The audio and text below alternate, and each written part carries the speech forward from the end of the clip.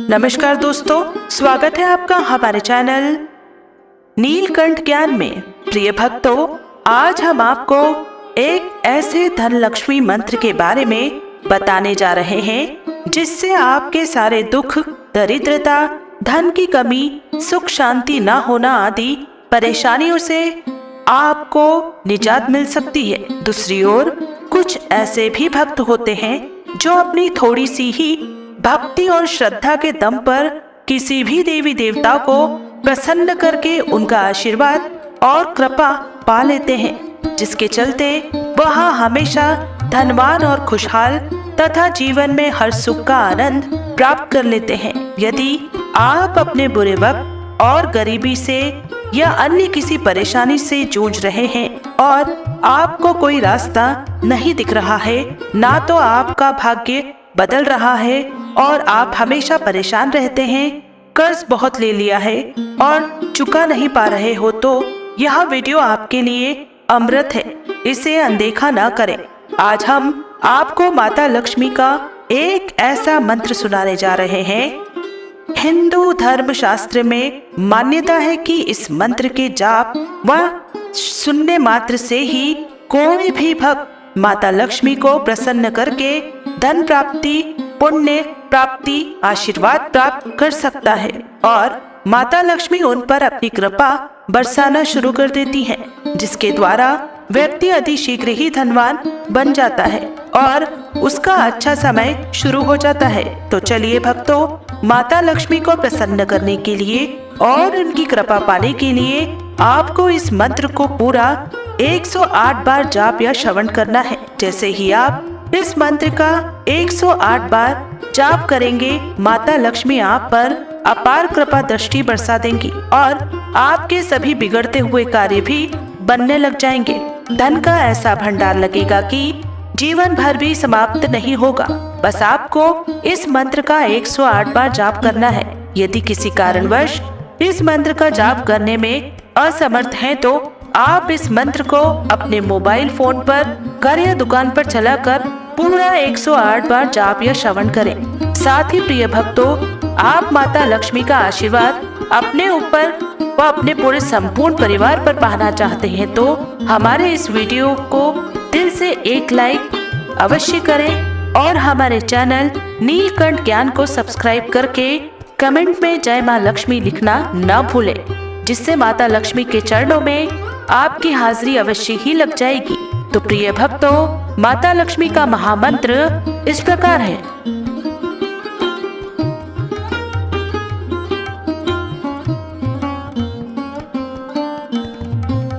ओम श्रीं ह्रीं श्रीं कमले कमलालये प्रसीद प्रसीद श्रीं ह्रीं श्रीं ओम महालक्ष्मी जन्मोदिन्ये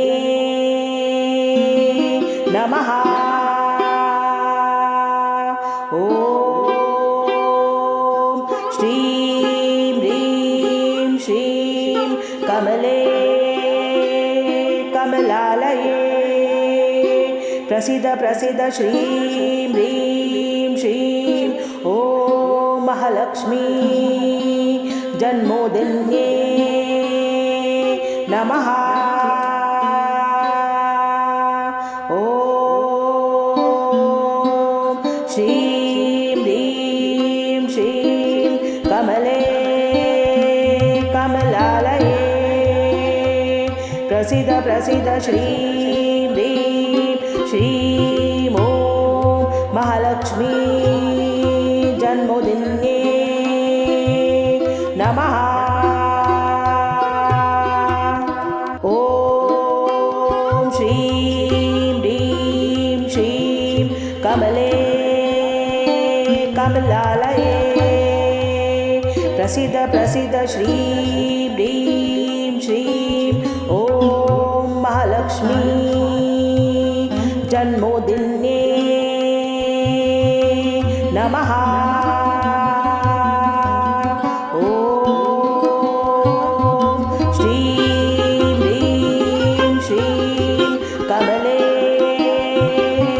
प्रसीद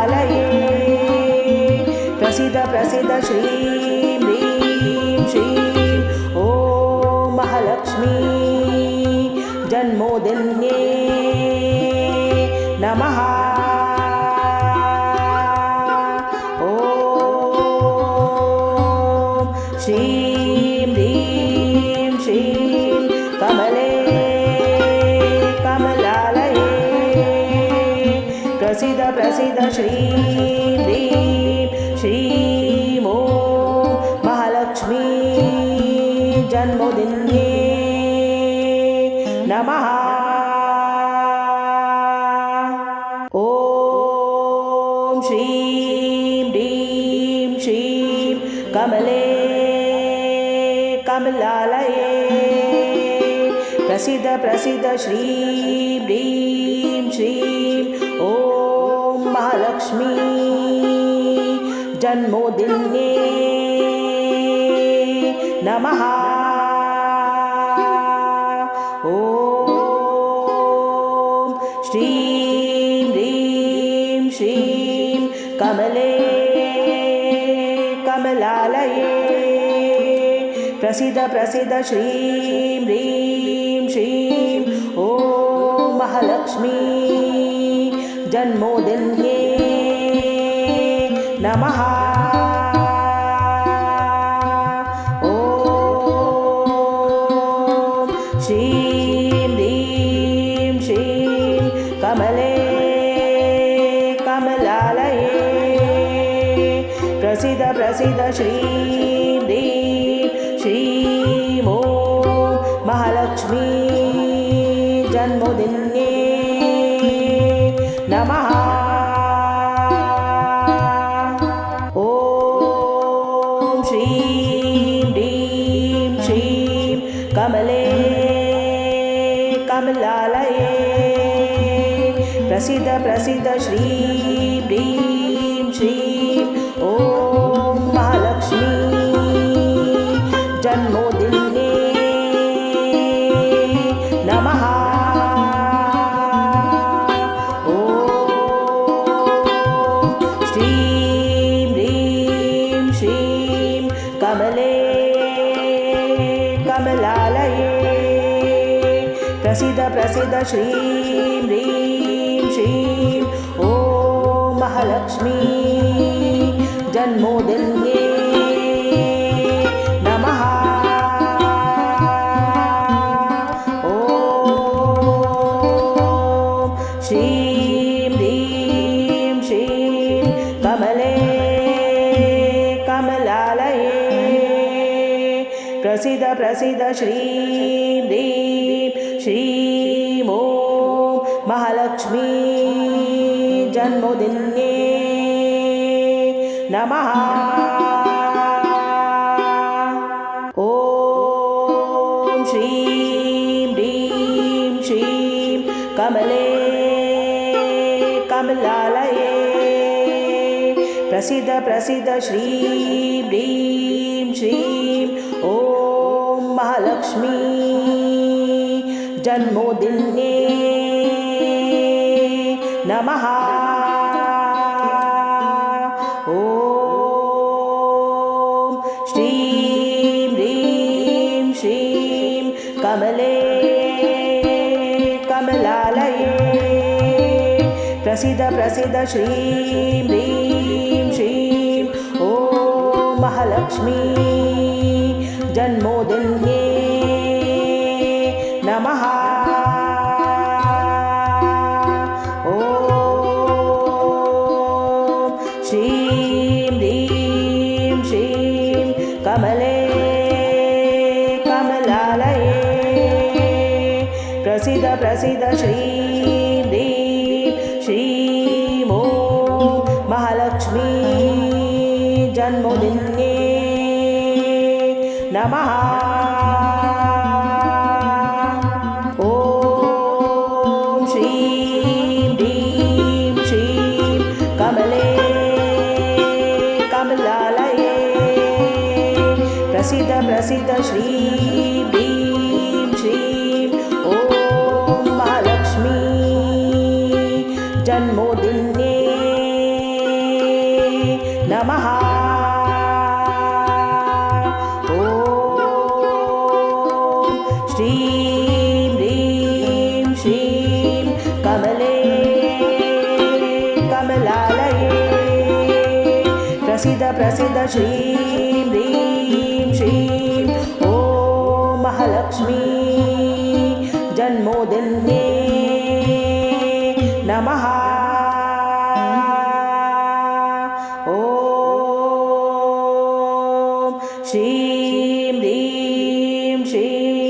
कमले कमलालये प्रसीद प्रसीद श्रीं ह्रीं श्रीं ॐ महालक्ष्मी जन्मोदिन्ये नमः। ॐ श्रीं ह्रीं श्रीं कमले कमलालये प्रसीद प्रसीद श्रीं ह्रीं श्रीं ॐ महालक्ष्मी जन्मोदिन्ये नमः। ॐ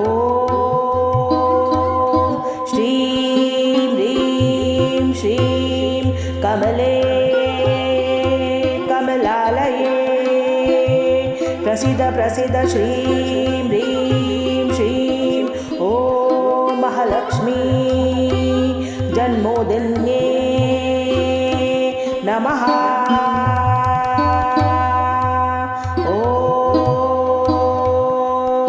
श्रीं ह्रीं श्रीं कमले कमलालये प्रसीद प्रसीद श्रीं ह्रीं श्रीं ॐ महालक्ष्मी जन्मोदिन्ये नमः। ॐ श्रीं ह्रीं श्रीं कमले कमलालये प्रसीद प्रसीद श्रीं ह्रीं श्रीं ॐ महालक्ष्मी जन्मोदिन्ये नमः। ॐ श्रीं ह्रीं श्रीं कमले कमलालये प्रसीद प्रसीद श्रीं ह्रीं श्रीं ॐ महालक्ष्मी जन्मोदिन्ये नमः। ॐ श्रीं ह्रीं श्रीं कमले कमलालये प्रसीद प्रसीद श्रीं ह्रीं श्रीं ॐ महालक्ष्मी जन्मोदिन्ये नमः।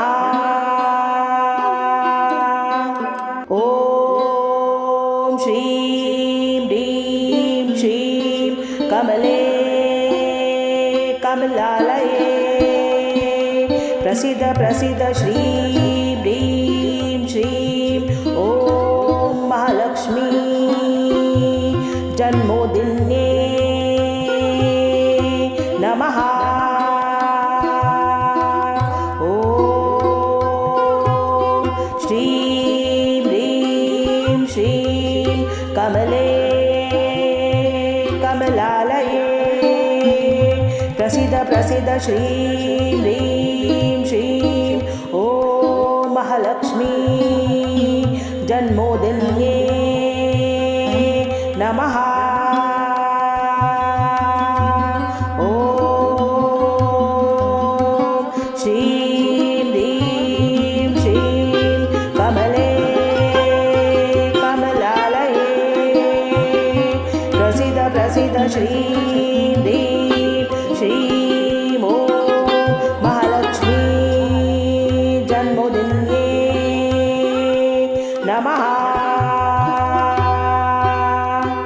ॐ श्रीं ह्रीं श्रीं कमले कमलालये प्रसीद प्रसीद श्रीं ह्रीं श्रीं ॐ महालक्ष्मी जन्मोदिन्ये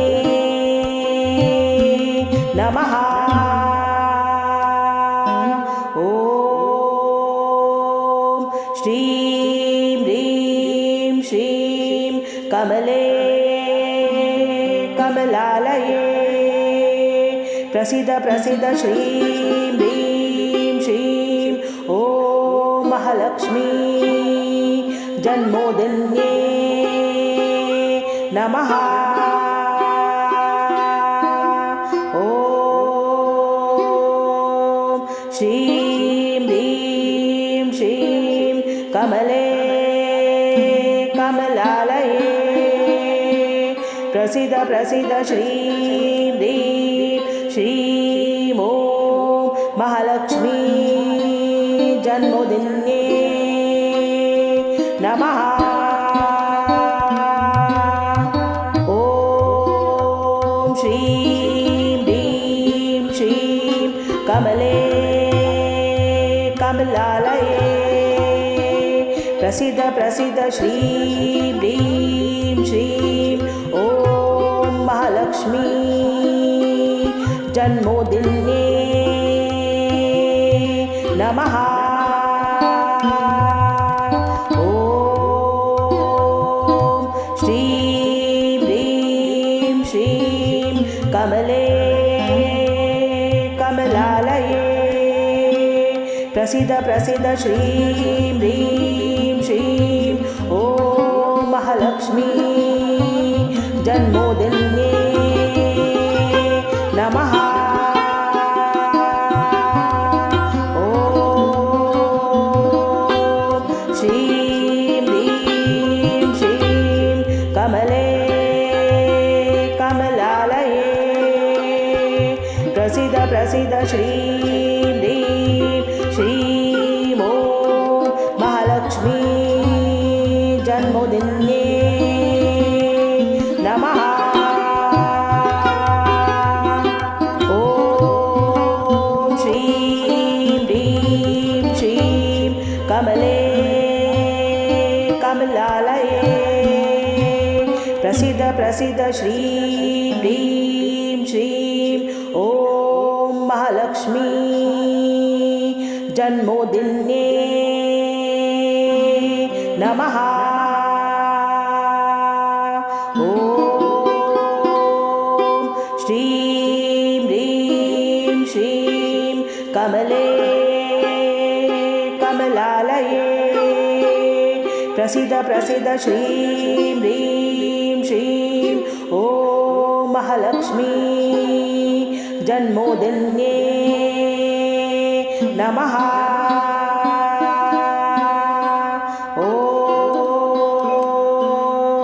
श्रीं ह्रीं श्रीं कमले कमलालये प्रसीद प्रसीद श्रीं ह्रीं श्रीं ॐ महालक्ष्मी जन्मोदिन्ये नमः। ॐ श्रीं ह्रीं श्रीं कमले कमलालये प्रसीद प्रसीद श्रीं ह्रीं श्रीं ॐ महालक्ष्मी जन्मोदिन्ये नमः।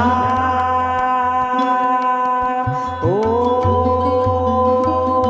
श्रीं ह्रीं श्रीं कमले कमलालये प्रसीद प्रसीद श्रीं ह्रीं श्रीं ॐ महालक्ष्मी जन्मोदिन्ये नमः। ॐ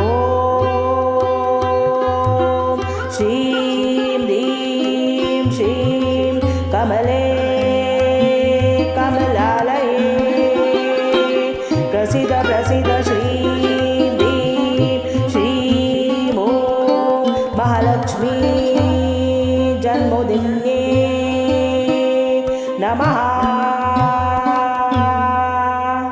ॐ श्रीं ह्रीं श्रीं कमले कमलालये प्रसीद प्रसीद श्रीं ह्रीं श्रीं ॐ महालक्ष्मी जन्मोदिन्ये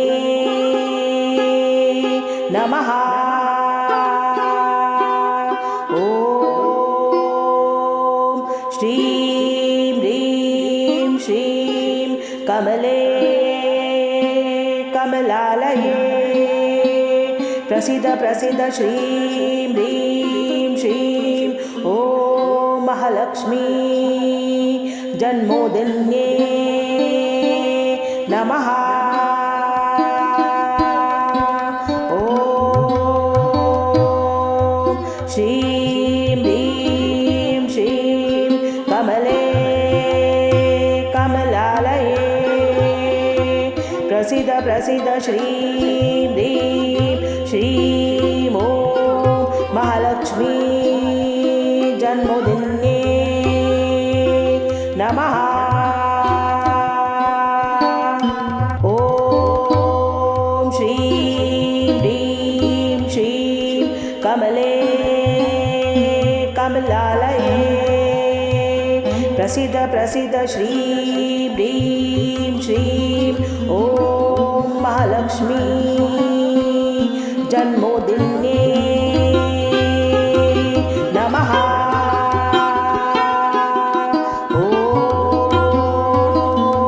श्रीं ह्रीं श्रीं कमले कमलालये प्रसीद प्रसीद श्रीं ह्रीं श्रीं ॐ महालक्ष्मी जन्मोदिन्ये नमः। ॐ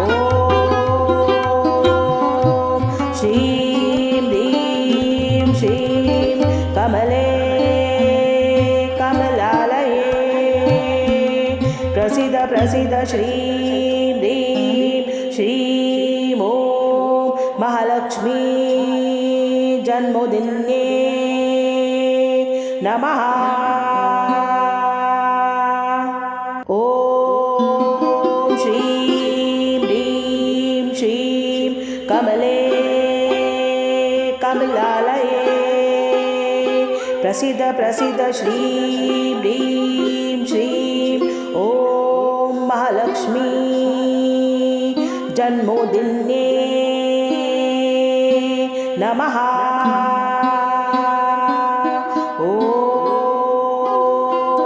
श्रीं ह्रीं श्रीं कमले कमलालये प्रसीद प्रसीद श्रीं ह्रीं श्रीं ॐ महालक्ष्मी जन्मोदिन्ये नमः। ॐ श्रीं ह्रीं श्रीं कमले कमलालये प्रसीद प्रसीद श्रीं ह्रीं श्रीं ॐ महालक्ष्मी जन्मोदिन्ये नमः। ॐ श्रीं ह्रीं श्रीं कमले कमलालये प्रसीद प्रसीद श्रीं ह्रीं श्रीं ॐ महालक्ष्मी जन्मोदिन्ये नमः। ॐ श्रीं ह्रीं श्रीं कमले कमलालये प्रसीद प्रसीद श्रीं ह्रीं श्रीं ॐ महालक्ष्मी जन्मोदिन्ये नमः। ॐ श्रीं ह्रीं श्रीं कमले कमलालये प्रसीद प्रसीद श्रीं ह्रीं श्रीं ॐ महालक्ष्मी जन्मोदिन्ये नमः। ॐ श्रीं ह्रीं श्रीं कमले कमलालये प्रसीद प्रसीद श्रीं ह्रीं श्रीं ॐ महालक्ष्मी जन्मोदिन्ये नमः। ॐ श्रीं ह्रीं श्रीं कमले कमलालये प्रसीद प्रसीद श्रीं ह्रीं श्रीं ॐ महालक्ष्मी जन्मोदिन्ये नमः। ॐ श्रीं ह्रीं श्रीं कमले कमलालये प्रसीद प्रसीद श्रीं ह्रीं श्रीं ॐ महालक्ष्मी जन्मोदिन्ये नमः। ॐ श्रीं ह्रीं श्रीं कमले कमलालये प्रसीद प्रसीद श्रीं ह्रीं श्रीं ॐ महालक्ष्मी जन्मोदिन्ये नमः। ॐ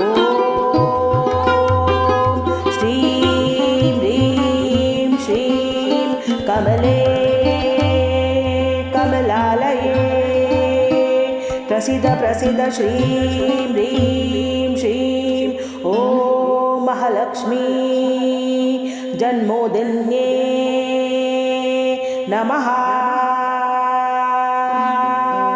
ॐ श्रीं ह्रीं श्रीं कमले कमलालये प्रसीद प्रसीद श्रीं ह्रीं श्रीं ॐ महालक्ष्मी जन्मोदिन्ये नमः।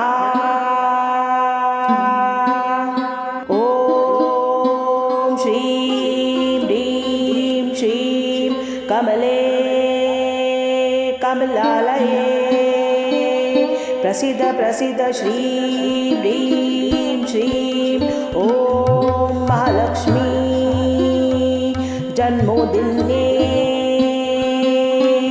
नमः। ॐ श्रीं ह्रीं श्रीं कमले कमलालये प्रसीद प्रसीद श्रीं ह्रीं श्रीं ॐ महालक्ष्मी जन्मोदिन्ये नमः। ॐ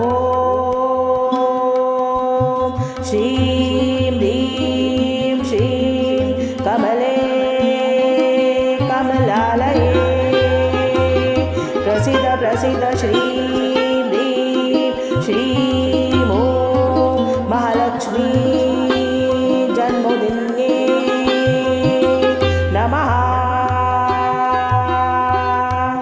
ॐ श्रीं ह्रीं श्रीं कमले कमलालये प्रसीद प्रसीद श्रीं ह्रीं श्रीं ॐ महालक्ष्मी जन्मोदिन्ये नमः। ॐ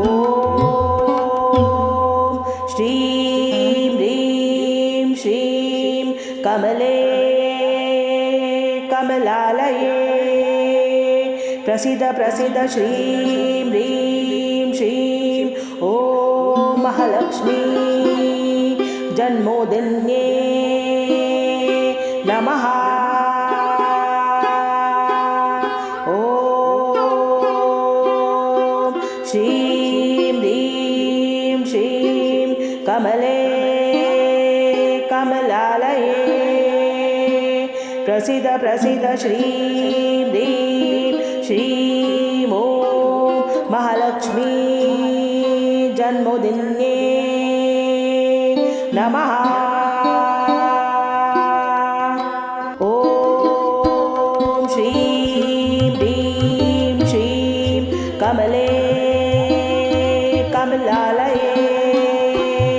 प्रसिद्ध प्रसिद्ध श्रीं ह्रीं श्रीं ॐ महालक्ष्मी जन्मोदिन्ये नमः। ॐ श्रीं ह्रीं श्रीं कमले कमलालये प्रसिद्ध प्रसिद्ध श्रीं ह्रीं श्रीं ॐ महालक्ष्मी जन्मोदिन्ये नमः। ॐ श्रीं ह्रीं श्रीं कमले कमलालये प्रसिद्ध प्रसिद्ध श्रीं ह्रीं श्रीं ॐ महालक्ष्मी जन्मोदिन्ये